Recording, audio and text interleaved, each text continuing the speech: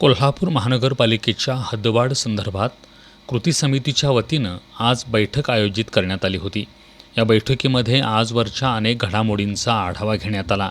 आजवर हद्दवाढीसाठी अनेक मंत्री, लोकप्रतिनिधी यांच्यासोबत चर्चा झाली. अनेकांच्या कार्यालयाच्या आणि घरांच्या पायऱ्या झिजवल्या. मात्र या सगळ्यांनी आपली घोर फसवणूक केली आहे. त्यामुळं आमचा संयम सुटत असल्याच्या भावना या बैठकीत अनेकांनी व्यक्त केल्या. पालकमंत्री प्रकाश आंबेडकर यांना फेब्रुवारीमध्ये पत्र देण्यात आलं होतं. याची त्यांनी अद्याप दखल घेतलेली नाही. त्यामुळं तीव्र आंदोलनाचा पहिला टप्पा म्हणून पालकमंत्री प्रकाश आंबेडकर यांना अचानक घेराव घालण्यात येणार असल्याचा इशारा कृती समितीच्या वतीने देण्यात आला. उद्या सोमवारी दुपारी 12 वाजता खासदार शाहू महाराज छत्रपती यांच्यासोबत नवीन राजवाडा इथं बैठक घेऊन पुढील दिशा ठरवण्यात येणार असल्याची माहिती समितीचे बाबा इंदुलकर यांनी दिली.